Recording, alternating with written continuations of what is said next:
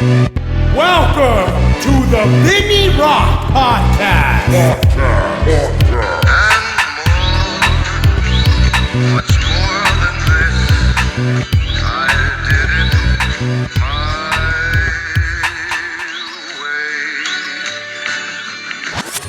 way. Here we go. Hey, what's up, guys? It's the Vinny Rock Podcast. Before we get into this discussion today is going to be fucking heavy. Now it's just going to give you a lot of information on immigration stuff and what goes down, why it goes down. Most people don't understand it, and they post about it, and they bitch and complain and all this other fucking bullshit, and I'm tired of it. I'd rather you guys know the truth on why things go the way they go, why things are so fucked up and backed up, and immigration policies that have been in place way before Trump came into office. This isn't a Trump support thing. This is just an information thing. You can't be mad at someone who didn't do something, right? You know what I mean? Now I understand everyone's arguments on that. I'm just saying, I want to give you the information that you deserve, and if you have questions, you fucking ask me. First on the list, we got beard.com. That's male grooming products. You know, we sell them at my barbershop. You can get them online. Where do you go, Vince? Well, it's fucking easy. You go to beard.com. Go check them out. Core Medical Group, I cannot lie, man. That fucking has been what's changed my life. I'm getting in shape. I'm seeing muscle development in my shoulders, my chest that I haven't seen in fucking years. Obviously, I had to change my diet a little bit. I had to fucking stop drinking like an idiot. And I had to be more consistent in the gym. It wasn't a magic pill, but it's definitely a big reason why I feel I have motivation and am inspired to fucking get myself back in shape. Oh, yeah, I'm fucking running again, bitch. Fuck yes, I love it. You guys, please go check out Core Medical Group. You will not regret it. Right? You won't be disappointed. Their customer service is top notch, and they actually give a fuck about the veterans and law enforcement officers that are out there. You guys let them know Vinny Rock sent you. Hit me up if you need any more details than that. Beyond Clothing obviously is an expeditionary clothing company. They are insanely fucking awesome. Their gear is top-notch quality. You cannot find something better than this. Trust me, I have tried. Go check out Beyond Clothing, beyondclothing.com. Go check them out online. Willie Peach Chocolate, fucking excited about this. Willie Peach Chocolates, bro, we just released a mild hot sauce. It is a smoky flavor. I don't even want to say it. I just want you guys to go fucking try this. Go check out williepeachchocolate.com and pick up a hot sauce today. Yes, fucking do it. You'll love it. Boom. GMR Gold. I haven't got a package in the past couple weeks because I've been in California. So hopefully when I get home, I'll be able to check out what's new, what silver or gold came to my fucking front door. I'm actually thinking about doing some trades here soon. I'm looking at the numbers. I'm looking at where money is. In the silver, in the precious metal world, and we'll see what happens. Again, my kids still love doing it. I love doing it. It's been a big part of now my relationship with my kids. One more thing I do for them is get them gold or silver from GMR Gold or Bullion Box. And so you guys check it out.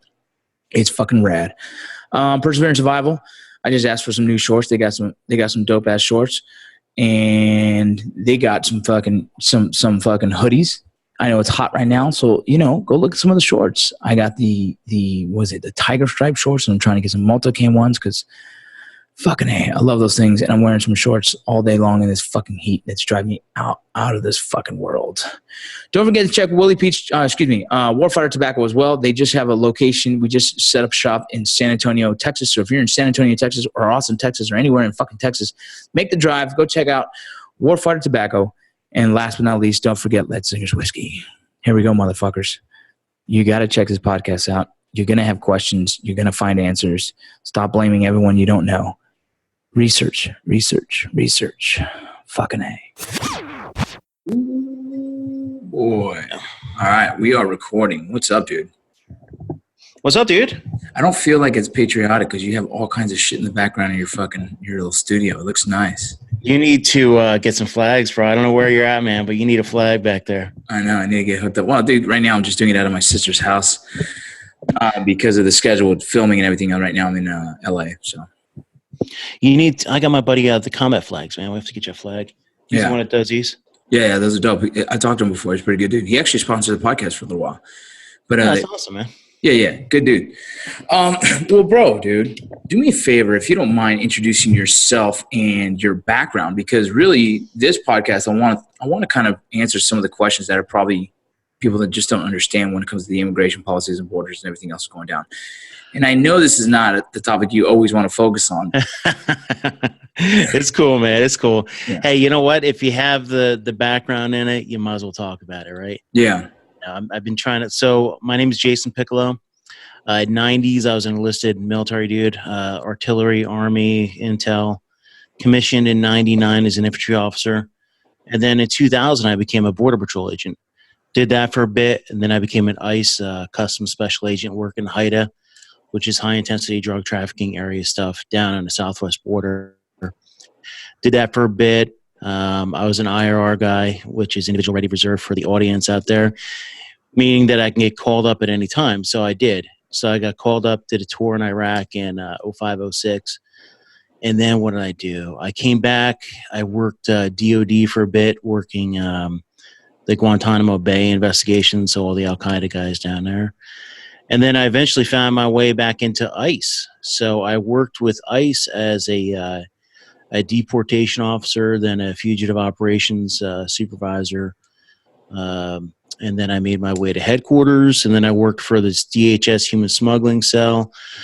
My whole background kind of relates around immigration because my master's thesis was identifying criminal aliens, and then my doctoral dissertation was lone wolf jihad. So, man, my whole life is basically immigration and border. So I might as well talk about it. That's me in 30 seconds or more. Yeah.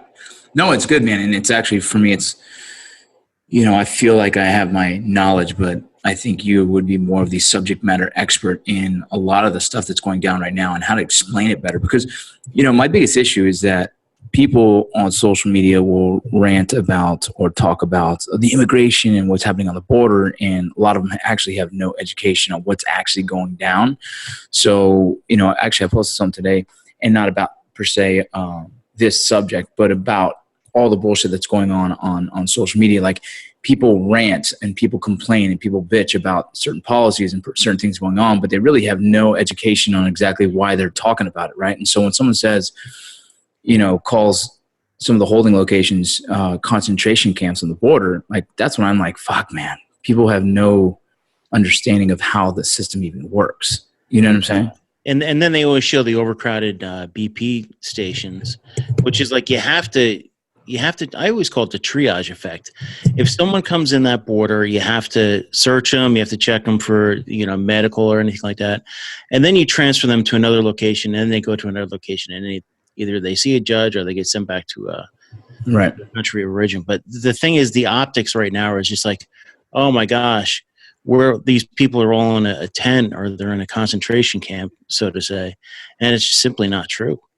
Well, it's one of those things. I want to explain to the people that are listening, the process exactly of what goes down. I'm going to kind of break it down as a system for the Border Patrol. And after that, if you don't mind, Jay, you can explain kind of the rest. And if there's anything that there's this discrepancy in anything that I'm saying, please correct me. But as my experience as a Border Patrol agent for 7 years, once someone enters into the country illegally, and explaining that meaning anywhere other than a port of entry. Okay, if they've entered anywhere other than a port of entry, it is considered to be illegal. Now, that's the same for a U.S. citizen as well, entering into Mexico or Canada. If you're not going through a port of entry, it is considered illegal. You're breaking the law.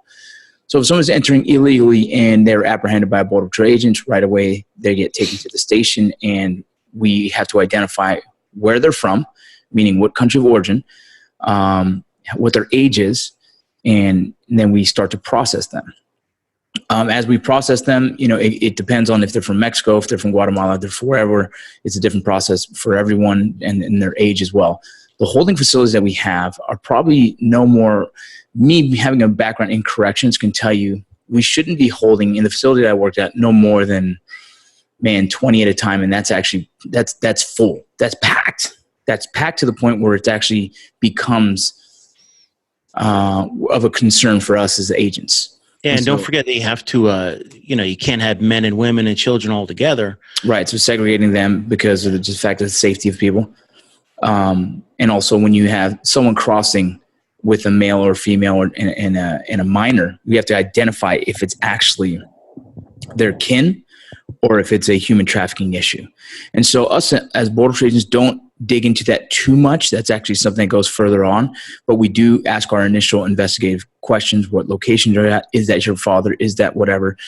And we make sure that they have, proper housing, meaning they'll have a bed if we have them available. They'll have their restrooms. They'll have water, clean water, and then they do get a meal. But by the time they're processed through us in the Border Patrol side of things and the paperwork is done, it could be about less than 24 hours that they've already been picked up for ICE. And ICE will pick them up and they will take them over to a different holding facilities and then determine further on from the packet that we've created what the process is going to be for each individual. That's one thing I want to bring up is the Border Patrol agents. And, I've worked with them. You've worked with them. I've been one. You've been one. And then I've kept in contact with them. I'm sure you have too. What they're showing on TV is not, that's one thing that really nips me in the ass is that the guys and girls in a BP are every race, national origin, everything you could possibly imagine. Yeah. Veterans, everything, and calling them Nazis and this and that, and that they're giving them toilet water or whatever. That's absolutely not true. And it just would never fly, ever. No, it's completely incorrect. It's just, and we're going to get into that. We're going to get into that because this is a subject that just frustrates me to treat anyone like that or to actually, I guess, degrade a Border Patrol agent for something they have no idea what's really going on. So it just drives me crazy. But so from the process of after they've been processed through us, if they've claimed political asylum, all we do is we make notes of that in our packet that they've claimed political asylum and for what reasons. And again, from the Border Patrol side of things, that is as far as it goes on our side. Then it goes over to ICE. Yeah, and then they'll either have they'll be detained, and when they're detained, they'll have the opportunity to see an asylum officer. And the asylum officer will either adjudicate them to say, hey, okay, you're going to go on and you're going to have your claim seen by a judge, or they're going to put them in removal proceedings. Right. So they're going to further investigate that claim to determine whether it's valid or not. That's just so everyone knows. Yeah, let's talk about the kids for a second, because one thing I also did was back in 2015 is I worked for the human smuggling cell, which was a small task force, 13, 14 people. And which from my book, I was going to try and get you to just notes for me because I have some smuggling stuff I want to talk about. But cool. Perfect. Go ahead. So then, so when I worked at the cell, I found out that all these unaccompanied alien children were getting released to sponsors that weren't familial, or they were criminals, including sex offenders. So that is one of the things that I really pushed, and I still push to this day, is vetting these adults coming across the border. Right. Because when I did work in that cell, we found out tons of these adults were using children to get across the border. And that's where they eventually started using rapid DNA. But now that with these 100,000 plus coming across a month, I don't even think you could do rapid DNA. I mean, correct me if I'm wrong, but that's a lot of people to be, and let's think about resources. 20%. Yeah. Yeah. When you start talking about resources, that costs, every time you do a test like that, it costs money. Who's supplying the money for that and who's funding that? Right. Yeah. Then let's talk about resources. You got a 2,000-mile border and you got 16,000 Border Patrol agents on the Southwest working, and that's got to cover 24/7, 365 shift. You simply don't have enough, man. And that's why when you they're detailing everybody and their brother right now just to process. Yeah, and those of you listening, detail means that you get activated to go to high work areas, where the work is overwhelming for some of the agents. You have to bring in other agents from locations that are slower, and you go out there and help out with the process. Not just processing, but you help out with groups and everything else. So understand, that's the Border Patrol aspect. The Border Patrol agents themselves, that's all they do. They receive, they process, and they process the paperwork and what's in front of them. So whether it's a child, whether it's a Mexican, whether it's a Guatemalan, whether it's a political asylum case, and then you hand it off to ICE. Go ahead. ICE then will go ahead and detain them in a different facility, and then right there you said they'll either they will investigate the claim and see if it's valid, or they'll start processing for deportation. Yeah, exactly. It's really that simple. Now, let's say you have an unaccompanied alien children. It's a little bit different. They would then go to a Health and Human Services Office of Refugee Resettlement, ORR, who will then give them over to a contractor facility, who will then give them over to a sponsor. So now, the argument where people say they're separating their kids and they're not seeing their kids and they're losing kids, what is that? What is that about? that is simply there is not enough bed space. There's nowhere to put everybody. And when they were separating a lot, I could understand they're separating the kids because they have to vet out to ensure that these adults are the what do you call it? That they're their family relation, or they are some sort of relation, because everybody and their brother is using kids right now. Yeah. I mean, you have to understand that these smuggling organizations and everything look at little kids, tender age kids. Because I always say tender age because a lot of people don't realize that if you're on the left or right, you have different aspects. People are like, oh, they're MS-13 or teenagers. But, there are so many thousands of tender age, those ones under 10, little kids that are out there getting smuggled and getting used by these organizations. Right. So a lot of times they have to separate these kids out from the adult. They determine whether or not that's their real family. Now, from what I understand, though, there are families being separated until there are some time to where they could be rejoined. But, in the past 5, 6, 7 years, there were a lot of family facilities, but they got closed down. Yeah, those got closed down during the Obama administration, right? They felt that there wasn't a need for them anymore, which is valid. If there is no need for it, understandable, save tax dollars, boom. Yes. But, it's incredible. Some people don't understand, like, some of these people also get, like those notice to appears, right? A letter to say, hey, you know what? You can show up to the immigration judge. This time we're going to release you to an address of your, right? They choose an address. Yeah. They give us a fucking address, and this address turns out to be fucking false. Yeah, and you know what? Here's the other thing. You get an NTA, a notice to appear, and then you can get released on your own recognizance, or or order of supervision, and then you're supposed to report to an ICE office while you go through the proceedings, and they all use like a same address, or they just never show up. The other thing is you have that alternative to detention, ATD, which is everybody says ankle bracelets and whatever.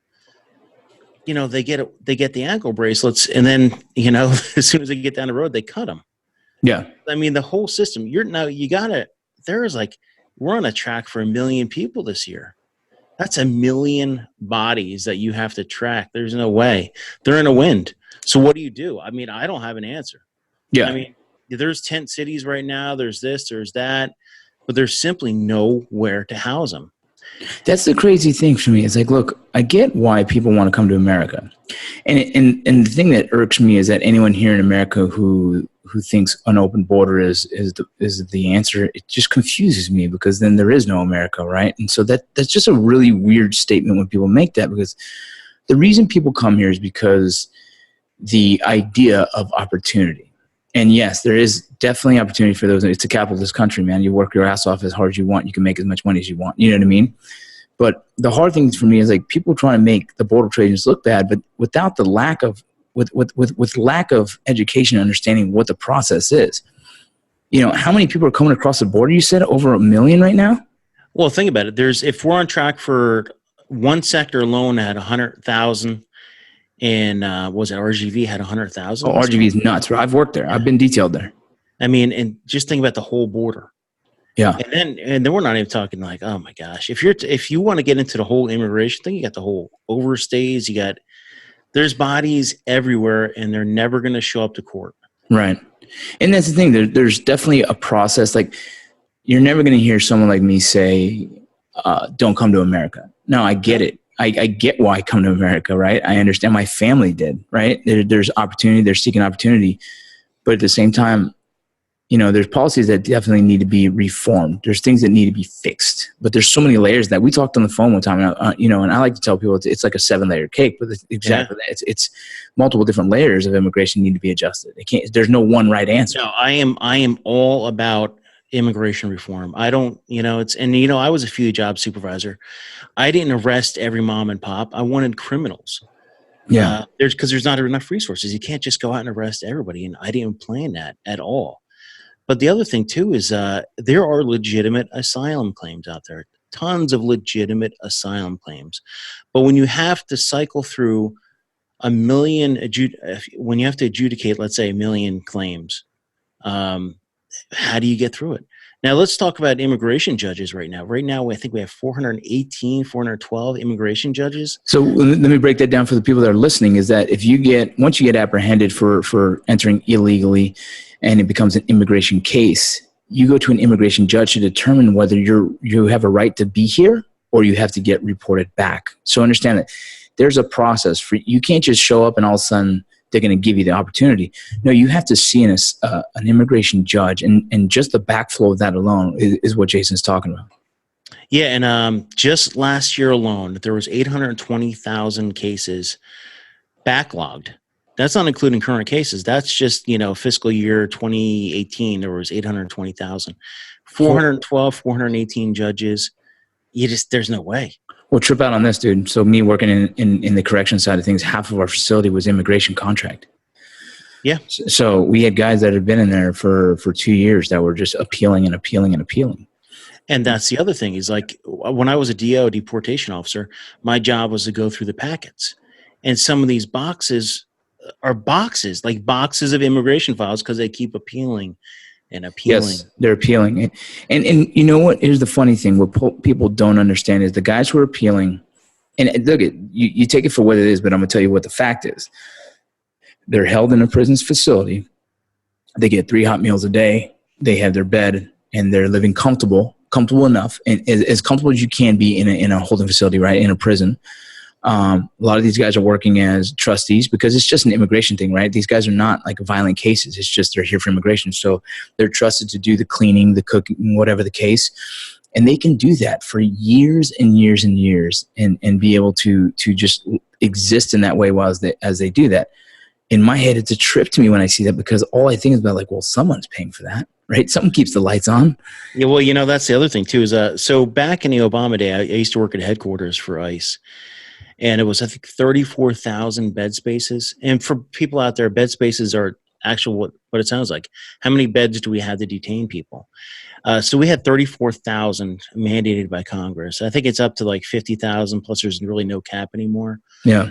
But think about $25 to $125, up to $200 a day per bed, depending on the location. That's taxpayer money right there. Yeah. So, yeah. ICE will not detain anybody who's not mandatory detention. They're not going to do it. I mean, there are special circumstances, but there's always something about it. So believe me, if they can cut someone loose, they will, because it's all money, man. Well, think about this. There was an operation that was going on in Texas, and I think currently it's now in place throughout the rest of the border, is that if you get apprehended one time, you're doing jail time. Is that correct? Yeah, I think they have the you're going to be detained. Mandatory thing. Yeah. That is why no, it was never always like that. Yeah. But they were trying to stop people from coming across. Yeah. And now you got to remember, when you're getting detained now, you're, like you said, you're getting 3 hots in a cot. Yeah, and it's a trip, man. I mean, when you're coming from a desolate area where you're poor, you're economically disadvantaged and you can't afford to eat, and you're coming somewhere and they're feeding you, and they're not just giving you table scraps, they're giving you like good meals.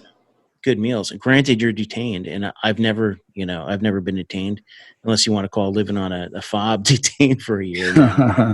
But overall, though, it's like, I'm not going to say it's a good thing or a bad thing, but it's just, what do you do? I mean, you and I are like the grunt style. We're the grunts. Yeah, you can see how it can be attractive to someone who doesn't eat 1 meal a day. You see what I'm saying? And so it's, but that's not for me. That's not. I don't want to. It's not for the agents on the ground. Yeah. And that's why everybody wants to bitch about it. And they all want to go down there for their 5-minute photo op, but they're on recess right now. I every time I go on the news, every time I do anything, said, look, you get me, or you get, 10 people I know that are lying agents, lying officers, to head over to Congress, sit in a room with you guys, explain the real deal, and fix the problem. Because you know what? Unless they pass laws, you're following orders. And this isn't like the brown shirts where you're following orders, going out there and killing people in the middle of the night. No, these are not Nazis. These are fellow Americans who are just, which I believe a higher percentage, I think the percentage is over 60% are Latinos and Latinas. Yeah. And so it's this funny thing, like, people have to understand, like, they're protecting the right of what we have, the privilege to call this America, and for the belief system of what America can be and what it stands for. Forget political division, right? Forget, your left and your right, forget agendas. Just plain and simple, they're doing their job to pay their rent, to take care of their families, and to protect America for what they believe it stands for, right? You know what I mean? And that's the hardest thing for me, for any political person to attack a border patrol agent. It's like, wait, what are you doing? That's the weirdest thing for me. Those are individuals who are doing what they believe is the best for the country, and also given a shit sandwich to try and fucking enjoy. It's like the most impossible mission they have right now. Oh, I know. And and we talked about it. I sent you a tweet today about the about Borstar. You were Borstar. Yeah. How much can I actually go out there and save right now? Because right now everybody's processing bodies. Bro, our job was a humanitarian mission. Border Patrol itself is a humanitarian mission. That's all. Plain and simple. All you're doing every day is trying to save people from really uncomfortable conditions all the fucking time. As a border patrol agent, dude, my first day on the job as a Borstar dude, we apprehended 40 guys, but in the middle of the summer, lost in the middle of a ranch. It wouldn't have taken 4 hours. They all would have been dead. It would have been, you know what I'm saying? Like that's how bad it gets out there. Like if a human trafficking organization leaves them high and dry, which always happens, if an agent apprehends, the coyote automatically starts running back to Mexico, and the rest of them are left hanging. And in that heat in the summer, I believe it was somewhere around 45 deaths per it was pretty much in the South Texas area. It was like 45 deaths a summer was easy. That's like an easy number. Mm-hmm. You walk up on dead bodies that if they were there for 3 days, the animals already got to them and they're already bones. You know what I mean? Well, that's one thing I always try to explain the border to people too, is because people don't realize how big the border, how long it is. So I always give them the East Coast analogy, because a lot of people, I grew up in Jersey. I didn't know anything about the border. But it's like there's a Route 95 on the East Coast that travels from like Maine to Miami. That is literally how long the border is. You can't fence it all. But whenever I bring up fences and everything, people are like, oh, you can't put a wall up. You can't put a fence. But it's not, to me, it's like you want to funnel that traffic so where you could put boots on the ground. Well, it's funny is I think there's, I'm not, if I would say this, the wall doesn't offend me. You know what I mean? It doesn't offend me. But at the same time, I think there's a smarter approach to it by putting a fence in locations where are hard to work. And that's what I mean. And I think exactly. And I think we need to do a lot more technologies. We have so many technologies that would help the process for all of us. I think that would change the game. But it's funny. I say, hey, you know what? You put up wall, fence, barrier, whatever you want in certain areas to funnel traffic so where you could put technology and put boots on the ground. Yeah. And as well as I do, you could, there's areas where you cannot, people just get lost, man. You can't find them. It's not that easy to find a body, man. It's bad. It's crazy. And that's the thing too, is people start saying like, do you support Trump? I'm like, dude, it doesn't matter what I support right now as still serving the military. You know what I mean? I can't say I don't support him. I'm just saying, the president of the United States, whoever it is at the time, I always have to support in what aspect. But I don't think asking for immigration means I'm racist. That's the weirdest thing, right? It starts flipping these cards get thrown at you when you say, hey, we do need better immigration.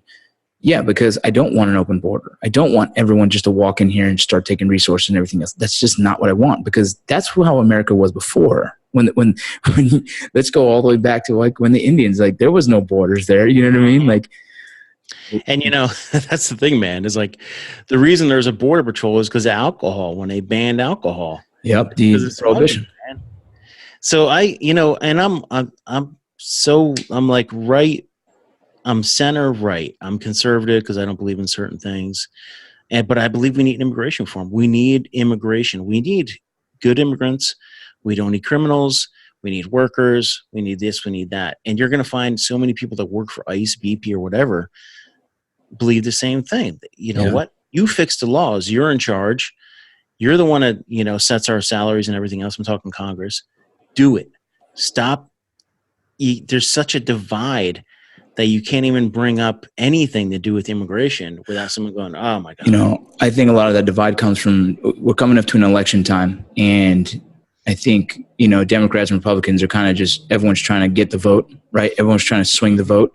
And so if you make Trump look bad, well then, you have a potential to have, more of an influx of Democrats voting, and the other way around, the flip side. So if Trump, and so it's the same thing, man. It's like it's so polarized that immigration is just one of those things that are we ever going to fix it? And we need to piecemeal it too. Yeah, that's what I'm saying. It's not one answer, like we were saying earlier. There's people that have been living here. I had a friend who was living here almost 15 years, and then you find out he was illegal. Like, we didn't know, but now that you find out, it's like, man, that sucks, because that dude's actually a hard-working dude. You know what I mean? Like, well, there is something for someone like that, right? For immigrants like that, yeah, absolutely, need to be given a streamlined process, is what I like to call it, right? Anyone that's an acting citizen and kicking ass in the workforce and doing their thing is like, yeah, I think they should be streamlined. But look at this, man. One of my good buddies, his wife is from Britain, and it took her 13 years to become a citizen. Yeah. That's crazy, dude. That's crazy. And oh my gosh, if you're not going to get married or anything else, there is no streamlined path to citizenship. No. And you're right. It takes 7, 10, 12, 13 years. And if you get one DUI, you're fucked. Yeah, you're done. You're fucked. So that's what I'm saying. Like, so there's definitely layers of immigration that need to be fixed and reformed that most people probably don't think about. I think everyone just kind of identifies with people coming across the border, they need to realize, like, dude, there's so many different levels of that. There's so many different levels. How about someone who has parents here that they're citizens? You know what I mean? There's whatever. Yeah. Like we said, there's so many layers. There's not one answer. It's just hard to watch that the Border Patrol agent is the person that people who decided to point the finger at and blame, when they're the one dudes. They're the first service member to reach anyone that is in harm's way. I have a video a buddy sent me from the border, and how a kid was drowning in the water, and obviously the boat team pulled him out and did CPR and brought him back, saving lives, man. The border agents out there are saving lives. You cannot ask them to do anything more than what their job requirements are, based on what their mission is. Like, all they can do is go out there and try and stop illegal immigration, and they can process and hand it off to ICE. Our locations are overwhelmed. The budget is overwhelmed, and there's no resources for them to make it any more comfortable than it already is. You know what I mean? There's no right for anyone to kind of talk bad about it if they're not down there understanding the process. It blows me away when people don't understand but want to bitch and complain on social media. That's the hardest thing to watch. Oh, me too. Believe me. When I see these 5-minute photo ops next to a fence in daylight, I'm like, you need to go out some crap area in the middle of the desert at 3 a.m. by yourself with some nods and see what's going on. Well, that's AOC, right? And she says something about she was yelling at the Border Patrol agents. I'm like, those weren't even Border Patrol agents, bro. Those they're like some security guard guys. Yeah, I don't know, like FPS or something like that. Yeah. Well, that's the hardest thing that we have in social media. You and I know we live our lives on social media, and even stuff with gun reform and all this. I'm not sure what your personal opinions are now. I've never asked, but just anyone that argues against guns, I just wish they would understand guns before they said that, right? Exactly. And that's the hardest thing for me. I can't. I'm not going to tell you. You obviously haven't been watching my SIG videos, bro. Come on. Oh, yeah. Well, dude, it's like this. Dude. I understand we have an issue. I personally will not put this on a gun issue only. No. We know there's mental health issues. We know. Let's backtrack for a second. Now. You're bringing up guns and shootings in El Paso. Think about it this way. There was a tweet yesterday saying, and as soon as the shooting happened, and someone said, why is the Border Patrol going there? I'm like, you know what? Because they're LEOs, law enforcement officers, and they're responding like they would. Yes. These are guys, and that's, I have the Protectors podcast, and I'm like, they'll run towards danger. It doesn't matter. Dude, that's what they do, man. Work trade is allowed to work anything within the border. Within, I think, what is it? 20 miles is what jurisdiction, but 120, so 150 miles is still within. It's something like that. And it's a felony, man. A felony, and you're witnessing. Don't you want people with resources? That's what you want. And I don't know about you, man. Some of the best shooting I've ever had was from the Border Patrol Academy. 100%.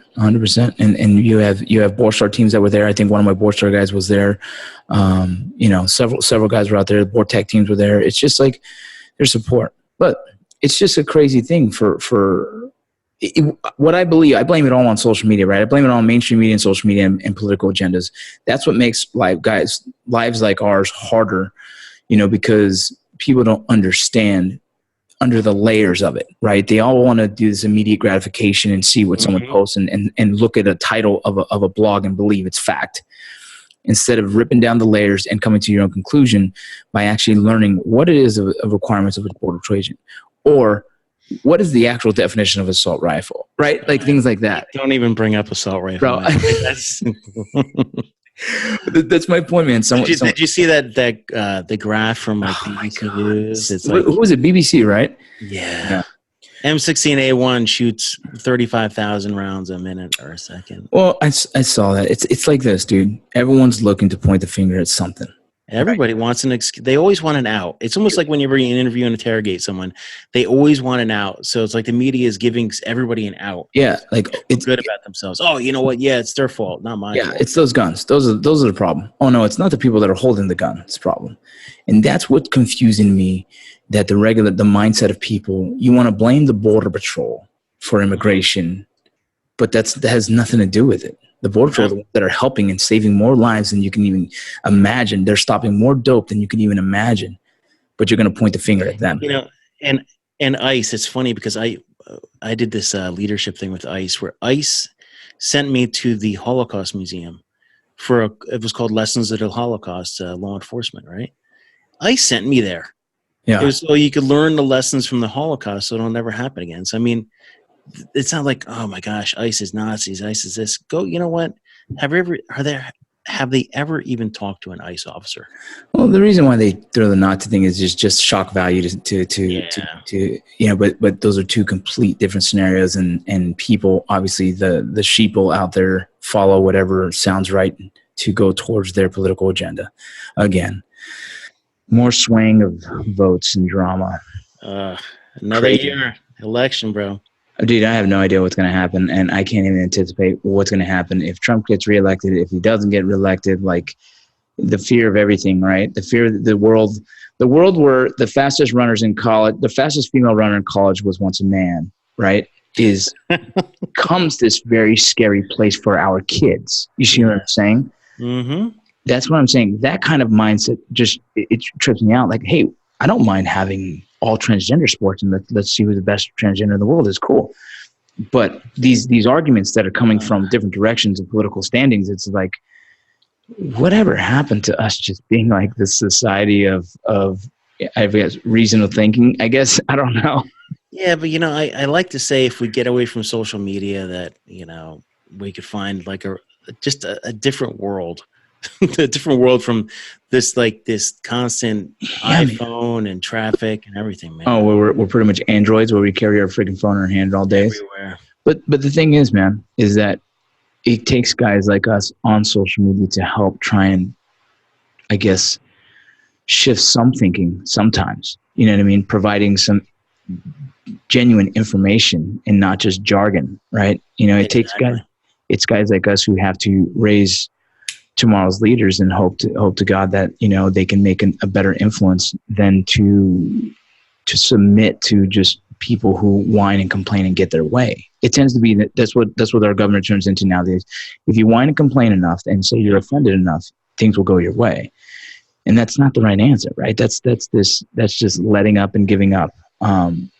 It's crazy to me. It's the most confused I've ever been in my entire life, and I've been wanting to have this podcast with you for a while now because the border stuff drives me nuts because people just are uneducated in the process. I try. I'm just like, let's just talk about it, man. Yeah, that's the thing. Just allow yourself but it's hard, man, because you got people like Tommy Loren who is crazy informed though. Like, she can speak, but it comes off abrasive and it causes a little bit of issues. I don't have nothing against her, but I can see why people don't even want to listen to her, and then they attack her, and then her opinion now forever is just fuck her, right? That's how people do it. And then you got the other side. You got AOC, who says some dumb shit, and you're like, dude, I hate that woman too. You know what I mean? And so we don't have this person who is just speaking on an even keel kind of middle ground that has the most honest information and not an angry debate towards one or the other. Vinny Rock for Congress 2020. Fucking A, dude. I can barely read, bro. Don't put me there. Well, fuck, man. Hey, dude, well, tell me, you have a lot of exciting stuff going on with you right now. I see you on social media all over the place. You got books coming out. You're working with a law enforcement group, and you're doing all kinds of cool stuff, man. Let my listeners know, man. And let me tell you, man, I appreciate you coming on. I know there's there's a subject that most people don't even want to touch, but I think the way, we've approached it today, people can listen to it and not feel that they've been attacked or their own belief systems are being stepped on. Yeah, bro, I got a ton of things going on. Still working for the man. But the big thing I really enjoy is I do this podcast called The Protectors, which is zero politics, and it's just really good guests. You're going to be on there eventually when your schedule gets a little bit slower. Because I'm interviewing all the time, man. What I do is I interview law enforcement, first responders, military veterans, and those to support them. Really inspirational stories and zero politics, man. Zero politics. The other thing is I'm now the Director of Strategic Relations with Law Enforcement Today, which is basically a fancy title for saying, hey, you know what, I'm building relationships. It's unpaid. You're the networking monster. Yeah, and that's kind of what I'm doing with them is I'm just trying to build a good network. That's why it's unpaid. I'm trying to get the message out there about all the hard work LEOs are doing at the state, local, and federal level and saying, hey, you know what, take a look at these guys and girls. With them, I also have another show coming out called, should be out in the next month. It's going to be a live show, like interviews and stuff. I have a co-host. It's going to be really cool. It's going to be called You're Killing Me, and it's about law enforcement stress and PTSD. And I interview cops that, just go through some really horrible shit, and we try to solve it. And it's not – and one thing was about it, it's not technical. It's about let's just have a real good conversation. And then other than that, man, just chilling. Just trying to work. You have a book? Yeah, I'm re-releasing my my book Unwavering, So a border agent's journey. I had it copy edited. I added 8,000 words, 8 to 10,000 words, I think I'm up to now, about the current border and how it equates to my life. Yeah. And it's really not a political book. It's just basically, hey, this is kind of what we talked about today. Yeah. It's basically, here's what I did on the border. I worked dope. I worked cartel. And then here's what I did interior, and here's what I did in DC, and this is how it all equates into the big picture. Yeah. Good. Cool, man. So we'll be expecting that out there released here soon again? Yeah, definitely. I'm trying to actually get it out for September 12th because September 12th is a big day for me because you remember September 12th, 2001, how everybody was – it was just like we just got fucking attacked. Bro, it was like now we're all together. Came together. Dude, I'm going to tell you a crazy story real quick, man. I was in college, and that night they were doing this memorial fucking candlelight ride off Ventura Boulevard. And I've never felt an energy like that before, dude. People were just driving by, holding American flags, holding every country's flags. It didn't matter. They hold every country's flag in support of the idea of this, of we've just been attacked. We have to come together. It was beautiful to watch what America turned into. You know what I mean? And how easy has it been forgotten?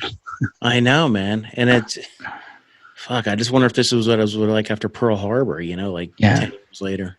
No fucking shit. Well, think about it. 10 years later, after Pearl Harbor, everyone wanted to be a communist again.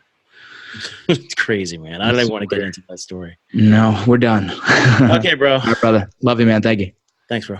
Later. I did it.